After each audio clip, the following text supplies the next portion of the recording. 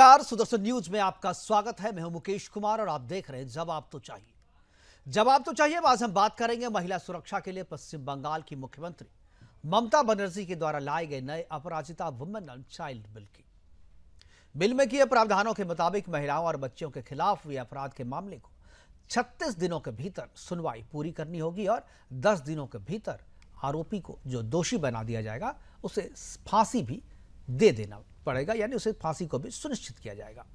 आरजीकर अस्पताल में trainee doctor के साथ हुई बर्बरता के बाद उठे जनाक्रोश को शांत करने के लिए मुख्यमंत्री ने यह कानून बनाया है। यह कानून और इसके प्रावधान सब राजनीति से प्रेरित लगते हैं। कानून बनाने से पहले ममता ने अपने आप को महिलाओं का हितैषी और खुद को महिला अधिकारियों के लिए लड़ने वाला साबित करने के लिए अपनी ही सरकार के खिलाफ पैदल मार्च किया, दोषी को फांसी देने की मांग की। और अब दरअसल यह कानून लाना ममता की मजबूरी थी, उसकी नीयत कदापि नहीं। यदि ममता दीदी की नीयत महिलाओं को सुरक्षा देने की होती तो बंगाल की बेटियों और बच्चियों को सुरक्षित करने के लिए वो पहले भी इस तरह के कानून को ला सकती थी। 2011 में सरकार बनाने के तत्काल बाद इसे इंट्रोड्यूस किया जा सकता था, क्योंकि सीपीएम की सरकार के खिलाफ उनकी राजनीतिक लड़ाई का एक महत्वपूर्ण मुद्दा महिला सुरक्षा भी था।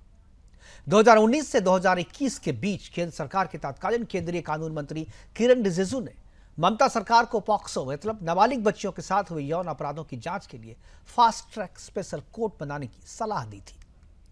3 बार इसके लिए पत्र लिखा था, लेकिन ममता दीदी उन सुझावों पर चप्पल डालकर बैठ गई। सुझाव में यह भी कहा गया था कि जिन जिन थानों में 100 से ज्यादा पॉक्सो के मामले हैं वहां फास्ट ट्रैक कोर्ट स्थापित किया जाए। पूरे पश्चिम बंगाल में 123 ऐसी अदालतें लगाने के सुझाव दिए गए थे। आप समझ सकते हैं कि मामलों की संख्या कितनी ज्यादा होगी। लेकिन ममता दीदी ने कुछ नहीं किया, क्योंकि सूत्रों के मुताबिक 90% से ज्यादा मामले में दोषी या तो अब्दुल था या अली।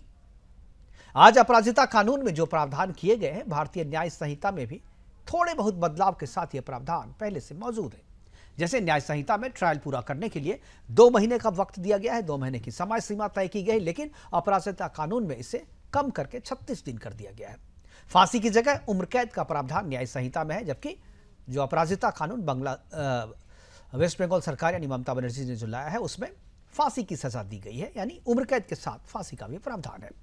समाधान केवल कानून बना देना नहीं, बल्कि कानून का पालन करवाना भी है, जिसकी सुरक्षा के लिए सरकार ने यह कानून बनाया। सरकार के विधायक, मंत्री, नेता उसी को धमका रहे हैं और कानून जो बनाई गई है वो अपने किताबों के पन्ने में दबकर दम तोड़ रहा है। आज अपने प्रोग्राम में हम जानने की कोशिश करेंगे कि क्या ममता का कानून संदेश खाली के खलनायक शाहजहां शेख को फांसी पर लटका पाएगी? क्या उत्तर 24 परगना और मालदा में 9 वर्ष की और 13 वर्ष की बच्चियों के बलात्कार के आरोपी टीएमसी नेताओं को फांसी मिल पाएगा? जो सरकार बार बार सुझाव देने के बावजूद बच्चियों के अपराधियों को सजा दिलवाने के लिए फास्ट ट्रैक कोर्ट तक शुरू नहीं कर पाई, क्या वो सरकार नए कानून बना देने भर से बंगाल की बेटियों को न्याय दिलवा देगी? क्या टीएमसी समर्थक अब्दुल और अली के खिलाफ भी दीदी का अपराजिता कानून लागू होगा?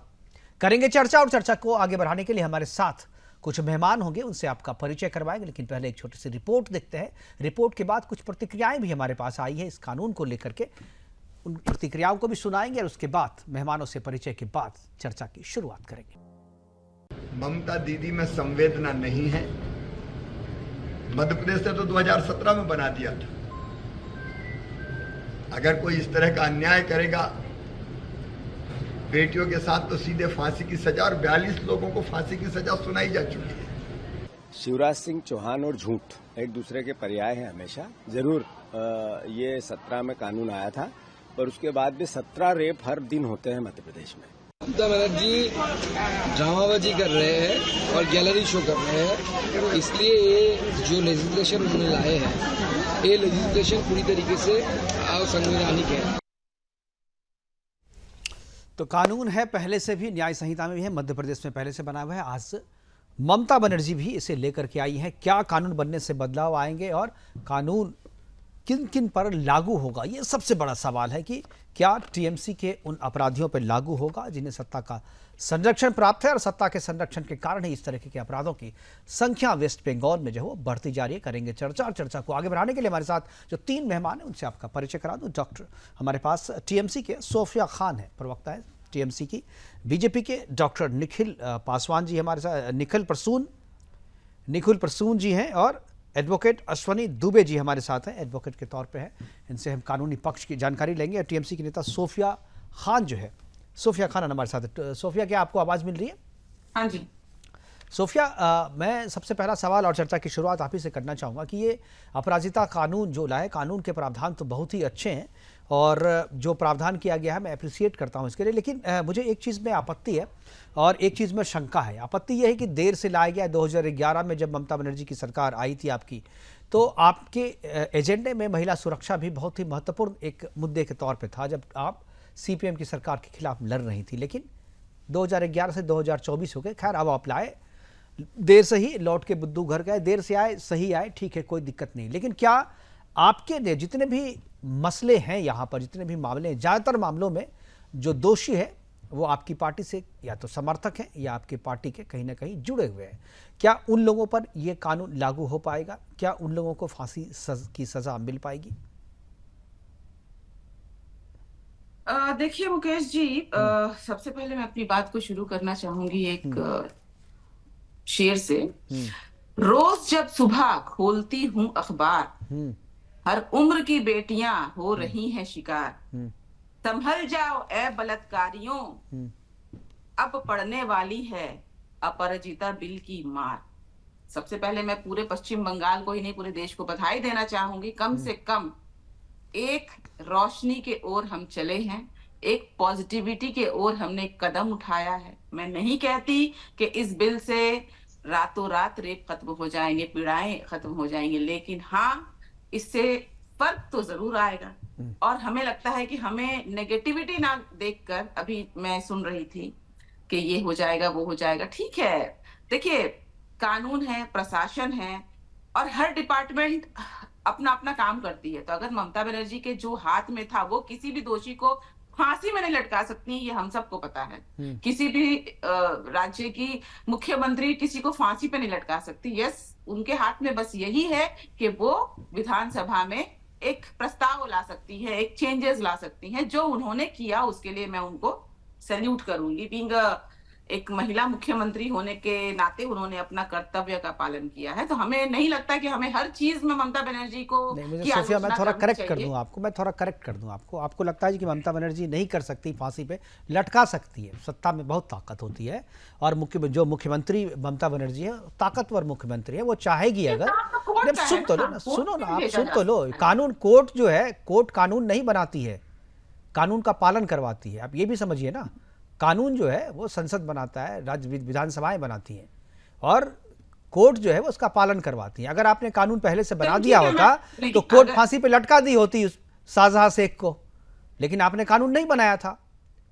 तो आप संजय राव को ही लटकवा दीजिए ना। आप तो आप ये तो आपके ये में हो रहा है ना। नहीं, आपने जो बात कही ना, मैंने उस बात को नहीं, आपने जो बात रखी यहाँ पे सोफिया, मैं मुद्दा जो गर्म है वो तो आरजीकर का है। आरजीकर का दोषी मतलब जब तक अगर आरजीकर मामला ये नहीं आता सामने तो आपको केंद्र सरकार ने चिट्ठी लिखी थी ना। केंद्र सरकार ने 2019 से 2000 शेख पे जो आरोप है उसकी तुष्टि नहीं हुई है। शायद आप अपने रिकॉर्ड को देखिए। हाँ, तो वही हम कह रहे हैं ना, 36 दिन के भीतर ट्रायल पूरा करने का प्रावधान है ना। 36 दिन तो कोर्ट है ना। नहीं, सोफिया कोर्ट पे मत टालिए मामला। नहीं, आपने आपके अपराजिता कानून पे सोफिया आप ही के कानून क्यों ना हो, मैं कहती हूँ आप उसको फांसी दे दो। अगर उसका जो दोष है अगर वो साबित हो जाता है तो कोर्ट फांसी दे दे, इससे फर्क नहीं पड़ता कि वो ये कौन साबित करेगा? ये साबित कौन करेगा? ये साबित कौन करेगा सोफिया? साबित कौन करेगा? साबित कोर्ट करेगी। वाह, मामला तो कोर्ट में है, मामला सीबीआई के हाथों में है। जांच आपको पूरी करनी है। जांच जो है 36 दिनों के भीतर। आपने कानून पढ़ा नहीं लगता है आपने कानून पढ़ा नहीं है सोफिया। 36 दिनों के भीतर में जांच पूरा करना। जो जांच एजेंसी है, राज्य सरकार की जांच एजेंसियां हैं, उनको 36 दिन के भीतर में जांच पूरी करनी है। जांच पूरी होने के 10 दिन के भीतर फांसी पे लटकाना है। वो 10 दिन देखिए, में जो है जांच- न्यायपालिका अगर मैं का उस बारे में- मसला देखिए, आता है। पिछली बार में- देखिए उस बारे में अगर मैं जाऊंगी तो बात आपका समय नहीं बचेगा। अगर मैं उसके वो नहीं, आप सच मतलब बोलिएगा कोई तो पे समय संदेश खाली मैं वाली- दूंगा तो आपको। संदेश आप खाली वाला जो एक जो स्कैंडल ठीक रचा है, आप गया था लोग- भाजपा द्वारा, मैं बता रही, मैं जिम्मेदारी के साथ बोल रही हूँ ऑन एयर कि हाँ। भाजपा द्वारा ये एक स्कैंडल रचा हुआ था। मैं नहीं कह रही वो दोषी था, हो सकता है, लेकिन वहां पर रेप के लिए महिलाएं नहीं गई थी। उन लोगों को षड्यंत्र करके भाजपा की नेत्रियों ने, महिला नेत्रियों ने जाकर ब्लैंक पेपर में साइन लिया था, ब्लैंक पेपर में जो बोलकर दिल्ली कि में आवाज दिल्ली में घोषणा जो की यहाँ आवाज- 6 महिलाएं आई थी प्रेस उन्होंने कॉन्फ्रेंस मार्च में करने लिया के था, लिए, लेकिन वह यहाँ वो पर तमाशा रेप बनाने के लिए आई आरोप थी नहीं अपना। हुआ है। सोफिया, कुछ भी आप महिला होकर के महिलाओं के खिलाफ इस तरीके से आप बयानबाजी कर रही है राजनीति के लिए, इसी से शंका बढ़ती है ममता बनर्जी के इंटेंशन पे। मैं कोई यहाँ डॉक्टर राजनीति निखिल नहीं प्रसून करती हूँ। सिंह, आपने शेख शाहजहां की बात, मैं तो कहती शेख हूँ, शाहजहां शेख के शाहजहां जो- का अगर दोष साबित होता है, मैं कहती हूँ आप उसको फांसी पे लटका दीजिए, लटका दीजिए ना, हमें क्या सकती है भाई? आप समझ वो के टीएमसी परे का हैं, एक आप नेता है, आपको वो समझा नहीं सांसद आया। है, निखिल वो प्रसून, MLA भी निखिल है। प्रसून हमारे साथ है। देखिए, निखिल प्रसून, वो ना सांसद है ना एमएलए, ना किसी बड़े पद में है। टीएमसी देखिए 80% लोग बंगाल में टीएमसी के नेता बनके घूम रहे हैं, या उनके पीछे टीएमसी का नाम लगा हुआ है। अगर वो उसी 80% में जो 90% है वो पॉक्सो का आरोपी है और इसीलिए उस पर सजा नहीं हो रही। ये भी एक डेटा है जो पॉक्सो पे, जिस पे आपको बनाया था फास्ट ट्रैक स्पेशल कोर्ट बनाने के लिए केंद्र सरकार ने लिखा था। 2019 से लेकर 2021 तक 3-3 पत्र भेजे थे किरण रिजिजू ने। उस पर ममता बनर्जी चप्पल डाल करके बैठ गई, कुछ भी नहीं किया, क्योंकि उसके आरोपी 90% जो है अब्दुल थे या अली थे। ममता बनर्जी ने 2-2 बार प्रधानमंत्री को चिट्ठी लिखा, उन्होंने कौन सा कान, उनके तो कान में ठीक है, जूं तक नहीं मैम गया। आप उसकी उन्होंने बात, जवाब महिला दिया। सुरक्षा की तुलना जो है, महिला सुरक्षा की तुलना आप किसी दूसरे मामले से नहीं कर सकती। मैं जानती हूँ कि ये बहुत ही चलिए दुखद ठीक घटना है, हुई महिला मैं उसको सुरक्षा की कंडेम तुलना नहीं आप किसी करती हूँ। दूसरे मामले से लेकिन नहीं कर अगर एक सकती है। उंगली इधर से निखिल जी, गिरा आपने तो जो 5 उंगली जो है वो अन्य राज्यों में ठीक है, ठीक भाजपा है, की ठीक है, आपने जो कहा, साथी- निखिल सुन रहे हैं, निखिल जी जवाब दे देंगे। आपने- ठीक है निखिल जी, आपने निखिल जी, कितना सवाल पूछ लिया मणिपुर के ऊपर, कितना सवाल पूछा आपने? बहुत पूछा हमने, लेकिन आप हमारे इस प्रोग्राम में थी नहीं, चलिए, इसीलिए दूसरी आपको बात पता करने नहीं चला। जाती हमने हूँ। बहुत सवाल आप पूछे थे, बदलापुर में हमने छोटे बहुत बच्चों सवाल के पूछे साथ थे वहां पे। आप बदला- हमारे प्रोग्राम में नहीं थी, बदला- आपको पता नहीं है। क्या सवाल आप किया? हमारे यूट्यूब वीडियोस जाके देख लीजिए, वो पब्लिक डोमेन में है, आप देख लीजिए। बदलापुर के ऊपर निखिल कौन प्रसून सा सिंह, ब्रेकिंग ठीक है, आप न्यूज़ समय आ रहा है? बर्बाद जी, मत जी। कीजिए प्लीज, आंदोलन चल रहा है। प्लीज आप समय बर्बाद मत महाराष्ट्र कीजिए। के निखिल, बदलापुर में मैं वहाँ निखिल का के पास जाना शासन चाहता हूँ। है, निखिल, भाजपा का है। आप लोग ब्रेकिंग न्यूज़ नहीं बनाएंगे। नहीं बंगाल सोफिया, में सोफिया ब्रेकिंग आपके न्यूज़ मतलब की चल बात रही हो तो सही है, आपकी भी अपनी आपके मतलब मजबूरी की है, बात मैं नहीं हो तो वो गलत है। ये इस तरीके से नहीं मीडिया चलता की यहाँ पे। मजबूरी है, वो मैं निखिल, समझती हूँ, निखिल चलिए ये जो ठीक है। कानून बना है, निखिल ये जो कानून बना है, जिसमें जो प्रावधान है, क्या आपको लगता है कि ये प्रावधान जो पश्चिम बंगाल में जो रेप के आरोपी है, खासतौर से वो जिन्हें सत्ता का संरक्षण प्राप्त है, क्या उनको भी मिल पाएगी सजा इसमें 36 दिन के भीतर में? बिल्कुल जो मिलेगी। एजेंसियां जो हैं दोषी होगा वो उसको जांच सजा पूरी कर मिलेगी। पाएगी? जो क्या दोषी होगा निष्पक्ष उसको जांच सजा हो मिलेगी। पाएगा? एक प्लीज सोफिया, मैं निखिल जी से पूछ रहा हूँ, डॉक्टर निखिल बताएं। देखिए, सबसे पहले तो सबको नमस्कार। और ये बड़ा ही विचित्र विषय है, बड़ा ही व्यथित हूं मैं और वेदनाग्रस्त महसूस कर रहा हूं कि जब आरजी कौर अस्पताल की घटना से समूचा समाज उद्वेलित है, पश्चिम बंगाल और पूरे भारतवर्ष का, उस वक्त मैं इसे कहूंगा कि इस घटना पर से ध्यान हटाने के लिए, लोगों की चर्चा और विमर्श के विषय को भटकाने के लिए यह आडंबर रचा गया। और मैं ऐसा मानता हूं कि अपने आप में इसमें जो भी प्रावधान हुए हैं वह उन सब का कोई विशेष अर्थ नहीं है। भारतीय न्याय संहिता और विभिन्न जो पहले से ही हमारे पास उपलब्ध जो कानून है उसके तत्वावधान में ऐसी सजाओं का प्रावधान रहा है पहले से, जिसमें कि दोषी को फांसी की भी सजा उसमें लिखी गई। सुप्रीम कोर्ट ने अपने आदेश में कहा था कि कोई भी सजा अकेली फांसी की नहीं हो सकती है, उसके साथ जो दूसरी सजाओं का भी प्रावधान होना चाहिए। तो सबसे पहली आपत्ति यह है, ये जो इन्होंने बिल पास किया है, क्या यह सुप्रीम कोर्ट की स्क्रूटनी को स्टैंड कर पाएगा? पहली बात तो यह है। दूसरी बात यह है कि इसमें एक जगह ऐसा लिखा हुआ है कि किसी भी प्रेस या मीडिया को कोई भी बलात्कार का जो अन्वेषण हो रहा है उसकी रिपोर्टिंग करने पर पूर्णतया प्रतिबंध अगर ना भी हो तो उन्हें परमिशन लेनी पड़ेगी। जो सत्ता में प्रतिष्ठान में जो बैठे लोग हैं उनकी अनुमति लेनी होगी प्रेस मीडिया को। यह आर्टिकल 19 के तत्वावधान में जो प्रेस फ्रीडम है ये उसका भी उल्लंघन करता है।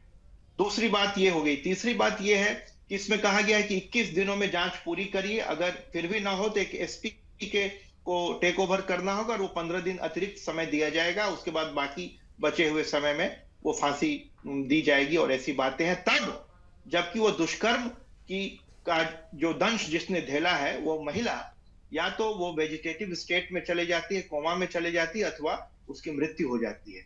इसमें ये जो यह प्रचारित किया जा रहा है कि हमने बहुत ही कड़ा प्रावधान कर दिया, ऐसे कर दिया, वैसे कर दिया, मुझे ऐसा लगता है कि जो रेप की जो घटनाएं होती है वो अपने आप में इतनी जघन्य घटनाएं हैं कि उसके बावजूद उस रेप के बाद अगर जिस महिला के साथ ऐसा दुराचार हुआ उसकी मृत्यु हो जाए अथवा वेजिटेटिव स्टेट में आ जाए, उसके बाद उसको मृत्यु दंड की कार्रवाई होगी। ये तो मुझे लगता है कि महिलाओं की आंखों में धूल झोंकने वाली बात है और इसमें कोई ऐसा व्यवहारिक प्रावधान नहीं दिख रहा है। तीसरी बात यह है कि क्या यह राज्यपाल और उसके बाद वो केंद्र तक जाएगा, ऊपर तक जाएगा, तो इसके बाद इसकी विवेचना लॉ मिनिस्ट्री को भी करना पड़ेगी। और एक तरह से अगर इसमें कानूनी जो यह कंकरेंट लिस्ट में है, अगर इसमें कोई कानूनी खामी आती है और राज्यपाल इसे लौटाते हैं या केंद्र लॉ मिनिस्ट्री इसकी स्टडी करके लौटाती है, तब इसे यह राजनीतिक अवसरवादिता का परिचय देकर भारतीय जनता पार्टी और केंद्र की सरकार पर हमला करने के लिए इस्तेमाल करने का इन्होंने एक तरह से मन बनाया है, षड्यंत्र रचा है। ये मुझे ऐसा लगता है कि कानूनी रूप से इसमें कई ऐसी खामियां हैं और जानबूझकर महिलाओं की आंखों में धूल झोंकने के बिल्कुल, लिए इसीलिए मैंने अश्वनी दुबे जी को यहाँ पर रखा है। कानून के विशेषज्ञ हैं, सुप्रीम कोर्ट में लॉयर हैं, प्रैक्टिस करते हैं, तेज तर्रार हैं और बहुत बारीक जानकारियां रखते हैं इस तरह के कानून पे। अश्वनी जी, अब सुन ही रहे होंगे, आपको सवाल मेरा नहीं है, जिन बारीकियों के बारे में कह रहे हैं उन बारीकियों के बारे में बताएं और खामियां मैं चाहूँगा कि हमारे दर्शकों को बताएं कि खामियां क्या हैं इसमें, अगर कोई विशेषता है तो आप उसे भी बताएं।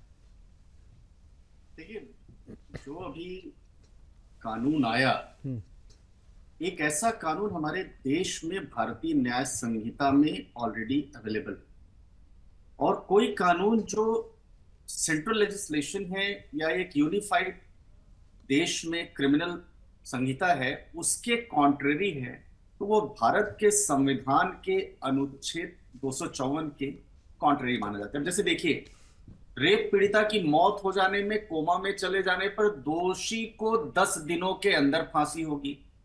अब मान लीजिए कि आपने जल्दी में दोषी को 10 दिन में फांसी दे दी, ये मानकर किसने अपराध किया, और बाद में पता चलता है कि असल में जो गैंग में लोग मौजूद थे उसमें 2 लोगों का कोई रोल ही नहीं है, लेकिन उनको मौका नहीं मिला। दूसरा, रेप और गैंग रेप के दोषियों को बिना पैरोल के आजीवन कारावास की सजा। तो जो एक आप सिस्टमेटिक एक जुडिशियल प्रोसेस की बात करते हैं, जो फेयर ट्रांसपेरेंट इंक्वायरी की बात करते हैं, तो इसका वायलेशन हो गया जो इंडिविजुअल का पर्सनल राइट है। यानी अगर मुकदमे में आपका नाम आया, 10 लोग गैंग रेप में है, एक आदमी डिस्चार्ज भी कर रहा है कि नहीं भाई ये सब रुको मत करो, तब भी गैंग का मतलब, अगर हम भारतीय न्याय संहिता और पुरानी इंडियन पीनल कोड निर्भया के अमेंडमेंट की बात देखें तो उस डिफिनीशन में आएगा, और अपराधिता कानून में आया तो वहां नहीं आएगा। तो आपका राइट टू डिफेंस, जो आपका फंडामेंटल राइट है, उसका वायलेशन हुआ। तीसरा, महिलाओं के खिलाफ अपराध की घटना पर एफआईआर दर्ज होने के 21 दिनों के अंदर चार्जशीट दाखिल करनी होगी। नेक्स्ट टू इम्पॉसिबल है, क्योंकि सिर्फ चार्जशीट के साथ तमाम एसोसिएटेड इन्वेस्टिगेशन, स्पर्म का इन्वेस्टिगेशन, ब्लड का इन्वेस्टिगेशन, क्लॉथ का investigation, forensic investigation, telephonic investigation, scientific investigation और तमाम क्लिनिकल इन्वेस्टिगेशन, सबकी रिपोर्ट आने में अलग अलग एजेंसी से समय लगेगा। और जल्दी में आपने रिपोर्ट दे दिया कि दोषी व्यक्ति, जैसे कि आप याद करिए हैदराबाद में जो वो मेडिकल एनकाउंटर, बाद में जस्टिस वीएस सुरपुरकर की कमेटी ने कहा कि दरअसल इनकाउंटर तो पब्लिक प्रेशर में कर दिया, तो एक आदमी का आपने खत्म किया। जिला स्तर पर अपराधिता टास्क फोर्स का गठन एक बिल्कुल ठीक बात है, नेतृत्व डीएसपी करेंगे। निर्भया टास्क फोर्स के लिए जस्टिस वर्मा कमेटी ने ऑलरेडी 2013 में रिकमेंडेशंस दिया था जब निर्भया का केस हुआ था, तो उसके बियॉन्ड करने से क्या होगा? पीड़िता की पहचान उजागर करने के 3 से 5, यानी आपने जो अभी जैसे आरजी कार की घटना हुई हो तभी पता चली, क्योंकि मुकेश जी आप जैसे जो सेंसिटिव जर्नलिस्ट हैं, आप जैसे जो संवेदनशील जर्नलिस्ट हैं, वो जनता की बात, उनकी बात, वहां की खामियां पब्लिक को बता रहे हैं। स्टेट पैट्रोनाइज कर रहा है, ऐसे ऑफेंडर्स को बता रहे हैं, तब जाके इतना ह्यू क्राइम मच रहा है, नहीं तो ये बात पता ही नहीं चलती। क्योंकि हम तो देख रहे हैं कि संदेश खली जैसी घटना, जिसको हाई कोर्ट ने, सुप्रीम कोर्ट ने, सबने माना कि उसको क्लैरिफाई करने के लिए लोग टीवी पर बैठे हुए हैं, बिल्कुल। कितने अफसोस की बात है कि जो धर्म देखकर महिलाओं के साथ दुराचार करने की बात कर रहा हो, उसी को ग्लोरीफाई करने के लिए हमारे समाज की हमारी एक बहन खड़ी होकर के कहती है क्या अभी अदालत ने सजा दे दी। तो आप ऐसी परिस्थितियों में आप स्टेट ऑफ माइंड और लोगों का माइंडसेट की आप बात कर कैसे होगा। अब मैं आता हूं संवैधानिक पहलू की तरफ। निश्चित तौर पर अश्वनी जी, संवैधानिक पहलू पे बात कर लेंगे। अभी ब्रेक करने के लिए इशारा किया जा रहा है। छोटे से ब्रेक के बाद जब लौटेंगे तो अश्विनी जी के पास वापस चलेंगे, संवैधानिक पहलू पे बात करेंगे। ये जो नया अपराजिता कानून है, अभी वक्त है छोटे से ब्रेक का, जाइएगा कहीं नहीं।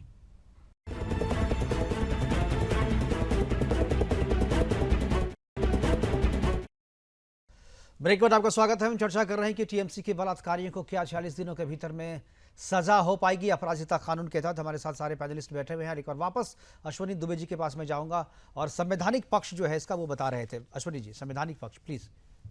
संविधान की 7वीं अनुसूची में 3 सूचियां हैं जो केंद्र और राज्यों के बीच शक्ति का बंटवारा करती हैं और यह बताती हैं कि किन विषयों पर कानून केंद्र बना सकता है, किन पर केंद्र राज्य दोनों बना सकते हैं और किन पर जो है राज्य को अधिकार है। अब इसमें अधिकारों के बंटवारे के बाद देखिए जो क्रिमिनल लॉ है वो कॉन्करेंट लिस्ट में आता है, माने कि वो समवर्ती सूची में है, दोनों को अधिकार है कानून बनाने का। लेकिन यह बात इंपॉर्टेंट है यहाँ पर कि अगर राज्य उन विषयों पर कानून बनाता है जिसे संसद ने पहले से ही बनाया हुआ है तो संविधान का अनुच्छेद 254 सब क्लॉज 1 कहता है कि अगर राज्य द्वारा बनाया गया कानून केंद्र के कानून का विरोधाभासी है तो इस स्थिति में राज्य का कानून शून्य माना जाएगा, यानी उसका कोई महत्व नहीं होगा। दूसरा अनुच्छेद 254 सब क्लॉज 2 यह भी कहता है कि अगर राज्य किसी ऐसे विषय पर कानून बनाते हैं जिसमें देश भर में पहले से कानून मौजूद है, उसे गवर्नर के जरिए राष्ट्रपति की मंजूरी के लिए भेजा जाएगा और राष्ट्रपति की मंजूरी मिल जाती है, उस हालत में उस राज्य में वही कानून लागू होगा, फिर केंद्र का कानून अप्रभावी हो जाएगा। मृत्यु दंड का प्रावधान रेयर ऑफ द रेयरेस्ट मामलों में दिया जाता है। तो जो बंगाल की लेजिस्लेटिव असेंबली ने कानून बनाया है उसको राष्ट्रपति की मंजूरी कब मिलती है, तो मैं समझता हूं कि ये एक आई वॉश जैसा है। अब एक बात बताइए, निर्भया कानून, दिशा कानून, अब अपराजिता कानून। दिशा कानून का हश्र आपने देखा, अभी तक पेंडिंग है। निर्भया कानून में एक से एक ऐसी इंप्लीमेंटेशन के लिए जस्टिस वर्मा कमेटी ने रिकमेंडेशन दिया था, क्या ट्रू लेटर स्पिरिट में वेस्ट बंगाल में वो लागू हुआ? अगर लागू होता तो मैं नहीं समझता कि अपराजिता कानून को लागू करने की जरूरत थी।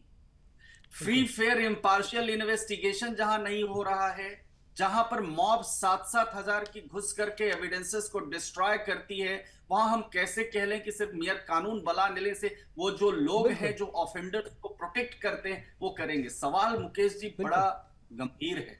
बिल्कुल वही नियत सवाल नियत का है। और नियत ही नहीं, सिर्फ अपराजिता के कॉन्टेक्स्ट में मत देखिए, आप संदेश खली देखिए, प्री पोल वायलेंस देखिए, पोस्ट पोल वायलेंस देखिए, हर दिन आपको महिला की लाश सड़कों किनारे अगर मिलती है और मुकेश जी आप कुछ कहेंगे तो पता चलेगा वहां पुलिस कमिश्नरेट से आपको नोटिस आ जाएगा कि आपने बिल्कुल चैनल पर ये चलाया। बिल्कुल बहुत सारे पत्रकारों को और सोशल मीडिया एक्टिविस्ट को केवल ट्वीट करने के कारण पुलिस ने जेल में डाल दिया। बड़ा हैरान हूं, बड़ा अफसोस हो रहा है मुझे कि मैं एक कानून का विद्यार्थी होने के नाते ये सुन रहा हूं हमारी एक बहन संदेश खली के इतने बड़े जो क्रिमिनल है, जो इतने महिलाओं का उसने शोषण किया, उसको ग्लोरीफाई करने के लिए यहाँ बैठ रहे हैं। तो आप वो समझिए कि सॉरी स्टेट ऑफ अफेयर, बस यही कहूंगा मैं।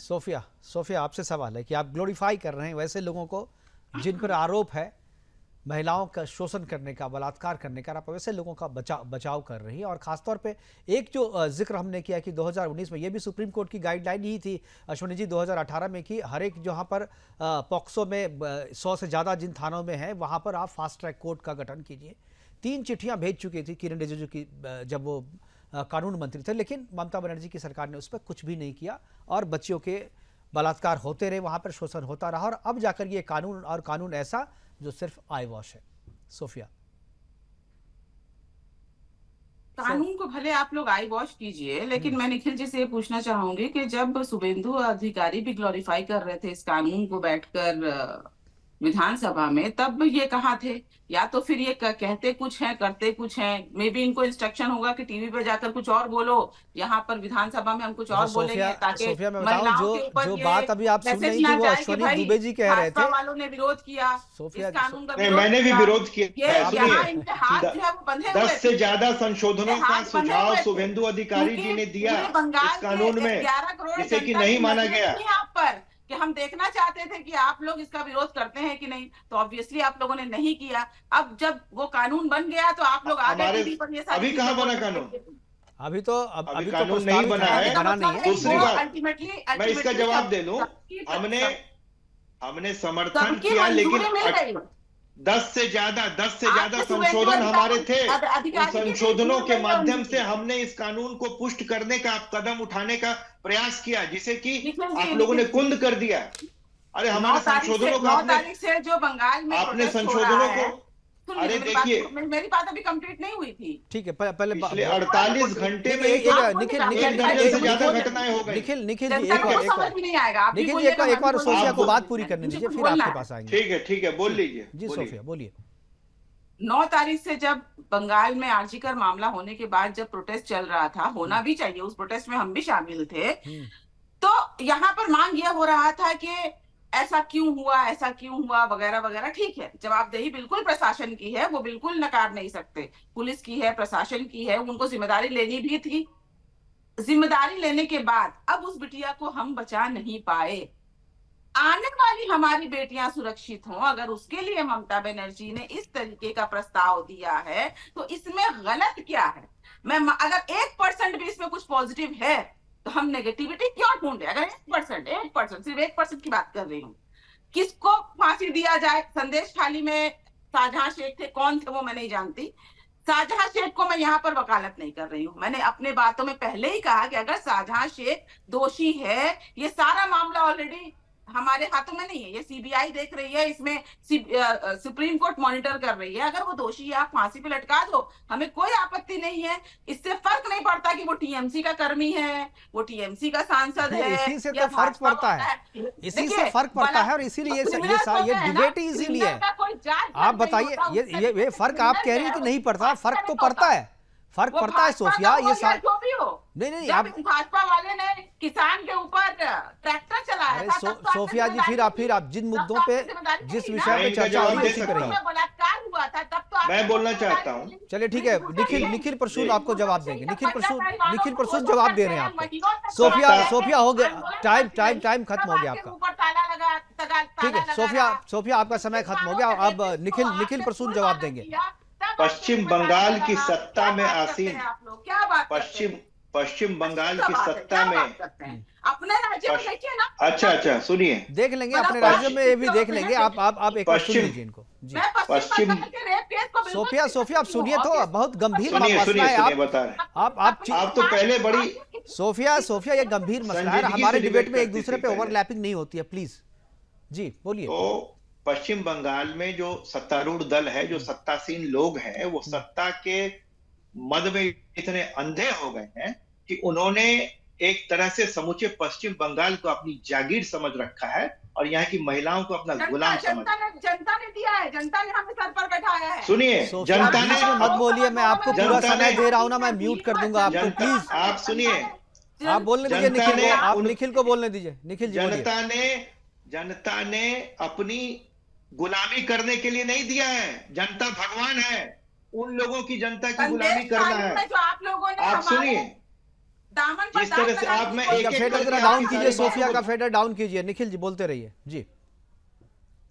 का रुख क्या है?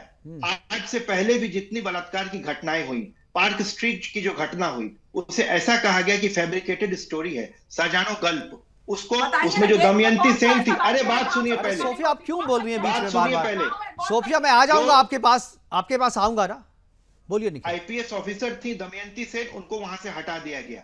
दूसरी बात, उसके बाद क्या हुआ, हंसखली में क्या हुआ, एक टीएमसी नेता के पुत्र ने जो है से एक महिला के साथ ऐसा दुराचार किया। यह कहा गया कि यह लव अफेयर था, लव अफेयर गॉन सार।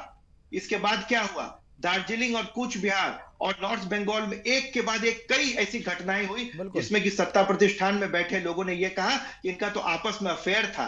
एक तरह से यह ऑफिशियल वक्तव्य हो गया, एक के बाद एक। अप्रैल के महीने में 2022 सांसदों ने तो जो आरजीकर मेडिकल कॉलेज की जो डॉक्टर जो विरोध कर रही थी प्रदर्शन, उनको बोला जी कि अगर किसी की मौत हुई तो मैं इसको छोड़ूंगा नहीं, आपकी उंगली उठाएगा ममता की तरफ उंगली को तोड़ देंगे। वो तो प्रदर्शनकारी डॉक्टरों पे भी आपके सांसद और आपके नेता जो है, इन्होंने ये भी कहा, निंदा करती हूँ, जिन्होंने इस तरीके का कमेंट किया मैं उसकी निंदा करती हूँ। उन्होंने ये भी चलिए, कहा ठीक कि है, ये अच्छी लोग बात यहाँ आप पर निंदा कर रही प्रदर्शन हैं। कर रहे हैं, जी। ये लोग अपने बॉयफ्रेंड के साथ घूमते हैं। उन्होंने ये भी कहा, देने के लिए जो जो एक बोल रहा महिला है वो ने, उसकी जिम्मेदारी है। एक इनकी नेता ने ये कहा परसों कि ये डॉक्टर नहीं, ये कसाई हो गए हैं, हम्म। ये लोग कसाईयों की जमात है। और शायद एक आपने इनके नेता देखा ने ये है कहा, कि अभिषेक बनर्जी ने साफ कहा- साफ ट्वीट किया है कि इस तरीके ये का कहा- जो ठीक कोई है, भी अरे वो कमेंट ठीक है, करेगा, अब तो उसको बचा लिया जाएगा। जिनको आप सही जिनको देखिए, जिनको अभिषेक न्याय बनर्जी दिलाना ने था, ट्वीट करने से क्या होता है? अभिषेक जिनको बनर्जी कार्रवाई आदेश करनी दिया थी है वो खुद ही न्याय कि मांग कोई रहे हैं भी रोड इस पे। तरीके का भद्दा कमेंट सोफिया, नहीं ठीक कर है, हो गया। मैं एक बार मेरा अश्वनी जी के पास ये एक चीज कहना और है साफ कि करने के लिए मैं जाऊंगा। जितने एक भी बार सत्ता में, जी, सत्ता प्रतिष्ठान में जो आसीन लोग हैं, उनका बलात्कार की घटनाओं को लेकर एक यूनिफॉर्म रिएक्शन रहता है कि ये आपसी जो है, आपस में जो दोनों का कोई अफेयर था, कोई संबंध था, उसके बाद बिल्कुल। शारीरिक संबंध बना, उसके बाद ऐसी बातें हुई। ये ऑफिशियल स्टैंड है। हाँ, यानी कि बिल्कुल। मतलब संदेश खली की महिला निखिल जी, मुझे अफसोस के साथ कहना पड़ रहा है कि ऐसा स्टैंड केवल वेस्ट बंगाल में नहीं है। जहां भी इस तरीके के मसले होते हैं वहां पुलिस इसी तरीके का स्टैंड लेने की कोशिश करती है, मुझे लग रहा है। लेकिन अपराधी के साथ हाँ। खड़ी नहीं होती है, जैसा हाँ। कि यहाँ हुआ। यहाँ तो अपराध हाँ, यहाँ करने ज्यादा वालों ठीक है, वाले लेकिन जो कमोबेश वालों इसी की तरीके गोद के में मसले बैठे। इस मामले में देखने को मिलता है। क्यों खड़े रहेंगे? ठीक है, चलिए सोफिया, मैं एक बार अश्वनी जी, एक चीज मैं आपसे साफ करना चाहूंगा। सत्ता उन्हें सोफिया प्रचार प्लीज, कर रहा हमारे है, पास समय की evidence कमी है। को किया जा रहा है। सोफिया प्लीज, सोफिया प्लीज, मैं आऊंगा अभी एक बार। उन्हें सबूत मिटा रही है। बड़े मिनिस्टर का जो दोष है वो साबित होने के बाद उनको अरे बदला पुलिस- डाल दिया गया है। सोफिया, अरे पुलिस उनके दलालों की तरह काम करी, सोफिया, सबूत मिटाने में सोफिया, लगी हुई है। निखिल, आरजी सोफिया, कॉर्ट में निखिल, क्या प्लीज। हुआ? प्लीज। जब तक दोष साबित नहीं होता तब तक आप दोषी नहीं है। हाँ ठीक है, ये कोई नहीं कह रहा, ये तब तो कोई नहीं वैसे कह रहा, तो ये कोई नहीं हम कह भी तो रहा। वही कह रहे हैं कि संजय बिल्कुल। राय ही केवल दोषी नहीं है, बाकी लोग भी दोषी हैं, बाकी उनको दो ठीक है। खोजिए। अश्वनी जी, अभी आपने सबूत दो क्यों तीन हटाया? चीजें जो अपनी बात में कही आपने, अश्वनी जी, सोफिया, प्लीज प्लीज जरा- और कौन दोषी है? सोफिया प्लीज, तो आपने सबूत सोफिया, कहाँ रहने प्लीज। दिया? जरा इनका फेडर डाउन कीजिए, मैं अश्वनी जी के पास आ रहा हूँ। हम आपके साथ हैं। इनका फेडर जरा डाउन कीजिए जी। अश्वनी जी, मैं एक चीज आपने कहा कि बहुत सारी इन्वेस्टिगेशन करनी पड़ती है किसी भी चार्जशीट को दाखिल करने से पहले। आपको फोरेंसिक जांच करना पड़ता है, साइंटिफिक जांच करनी होती है, ऑडियो का जांच करना होता है, बहुत सारे सबूतों की शिनाख्त करनी होती है, तब जाकर के ये मसला होता है। और जो दिन है वो आपने कहा कि कम है, 36 दिन या 21 दिन के भीतर चार्जशीट जो है वो नहीं हो सकती। जो न्याय संहिता की बात कर रहे थे गुजर, न्याय संहिता में 2 महीने का समय, क्या 2 महीना is enough? 2 month is enough? नहीं, 2 मंथ्स इसलिए इनफ, इसलिए 60 दिन का समय लंबा समय होता है। और फर्दर कोई अगर ऐसा एग्जामिनेशन है तो कोर्ट्स के डिस्क्रिशन होते हैं। कोर्ट्स बहुत गंभीर परिस्थितियों में रीजन रिकॉर्ड करके इन्वेस्टिगेशन का समय दे सकते। क्रिमिनल जूरिस्प्रूडेंस का मुकेश जी सबसे बड़ा फॉरमोस्ट जो इंपॉर्टेंस वो है कि जितना देर डिले जांच में उतना सबूत नष्ट होगा। जितना टाइम क्रिमिनल लॉ में सबूत को इकट्ठा करने में उतना सबूत नष्ट होगा। क्यों आरजी कार में 7,000 की भीड़ घुसी, उसके पीछे का मंतव्य आप शायद नहीं समझ सकते। बिल्कुल बिल्कुल। एक सेकंड इंपॉर्टेंट होता है क्रिमिनल लॉ में, एक सेकंड ऑफेंस कमिट होने के बाद। अब ऐसी परिस्थितियों में वैसे समझिए, सबूत इकट्ठा करने में देरी हुई, फिर जांच के लिए भेजने में देरी हुई, सैंपल को आपने अपने पास रख लिया तो सैंपल डिस्ट्रॉय हो गया, फिर उसकी कोई रिपोर्ट नहीं आएगी, ये सब महत्वपूर्ण है। अब हम इसका एक और एडवांस वर्जन में हम बात करते हैं। ये बताइए, कानून कहता है, अपराजिता कानून जो बंगाल सरकार ने बनाया है कि वह दोषपूर्ण, उसमें 10 दिनों के अंदर दोषी को दोष सिद्ध होने के फांसी दे दी जाएगी। यह कैसे संभव है? क्या खुद को उसे निर्दोष साबित करने का अवसर नहीं दिया जाएगा? बिल्कुल, अपील के सारे अधिकार, कानून बनाने का अधिकार है, लेकिन इसमें कोई दो राय नहीं। लेकिन दोषपूर्ण कानून कोई राज्य नहीं बना सकता अपना राजनीतिक हित साधने के लिए। आनन फानन में कानून बनाने का कोई अधिकार नहीं है। इस तरह के कानून को लागू करने पर बहुत परेशानियां होंगी। केंद्र के कानून का विरोधाभासी कानून राज्य नहीं बना सकता है। राजनीतिक लाभ लेने के लिए जो कानून बनाया गया है, हम सब समझते हैं, सेंटिमेंट्स एक तरफ, लेकिन लीगल पहलू दूसरी तरफ। आनन फानन में कैसे किसी को फांसी पर लटका दीजिएगा? उसको मौका नहीं दीजिएगा। दूसरा, अब यहां पर एक और बड़ी बात शायद आप लोगों ने नहीं देखा कि किसी भी विधानसभा को कॉल करने के लिए जब स्पेशल सेशन, वो भी जब कॉल होगा तो आर्टिकल 174 में व्यवस्था है कि गवर्नर ही कॉल करेगा। बिल्कुल, वो भी नहीं हुआ। यहां का सेशन सरकार ने कॉल किया, माने वो भी संविधान की व्यवस्था के विरोधाभासी हो गया। अब तीसरी सबसे बड़ी बात यह कहते हुए सरकार बुला रही है कि जो पिछला सेशन था उसमें गवर्नर ने उसको एडजर्न नहीं किया, तो संविधान तो इस बात पर कहीं कुछ कहता ही नहीं है। तो ये संवैधानिक पहलू हैं। तो रूल ऑफ लॉ में अगर लॉ बनाते हैं तो राजनीतिक लाभ लेने के लिए मैं नहीं समझता हूं कि देखिए ये बहुत जल्दी इसकी कोई इंप्लीमेंटेशन होगी, परंतु फौरी तौर पर बनाया गया न्याय देने के लिए कानून न्याय नहीं देता है, बल्कि तमाम और समस्याएं लेकर आता है। बिल्कुल, और ये न्याय देने के लिए नहीं बल्कि एक पॉलिटिकल संदेश देने के लिए ज्यादा लगता है। फिलहाल हमसे हमारे साथ जुड़ने के लिए अश्विनी जी आपका, सोफिया जी आपका और निखिल जी आपका बहुत बहुत धन्यवाद। आप जुड़े और महत्वपूर्ण चर्चा में आपने हिस्सा लिया। लेकिन जिस तरीके से यह कानून बनाया गया है, देखने के लिए साफ तौर पर लग रहा है कि इनमें जो प्रावधान किया गया है और जिन प्रक्रियाओं का उल्लंघन किया गया है उससे यह कानून कहीं भी अपने ओरिजिनल शेप में आता हुआ नहीं दिख रहा है। और साफ लग रहा है कि ये राजनीति करने के लिए और एक संदेश देने के लिए ये कानून बनाया गया है। वास्तव में जो कानून अपराजिता में लाया गया है, जो प्रावधान किए गए पहले से हमारे पास मौजूद है, अगर उन पर भी अमल कर लिया जाए तो शायद इस तरीके की घटनाएं नहीं हो। लेकिन जहां सत्ता खुद इस तरीके के अपराधियों का संरक्षण करेगी, वहां पर कानून आप कितने भी कड़े बना ले, उसका कोई फायदा जनता को मिलने वाला नहीं। इसलिए ममता बनर्जी को चाहिए कि कानून सख्त बनाने से ज्यादा जरूरी है कि कानून को अमल में लाए, कानून का पालन करवाए और जो आरोपी इनके वोटर हैं और अपने तुष्टीकरण की राजनीति से ऊपर उठकर जो आरोपी अब्दुल और अली हैं उनको फांसी पर लटकाए। फिलहाल अभी के लिए इतना ही, दीजिए इजाजत, नमस्कार।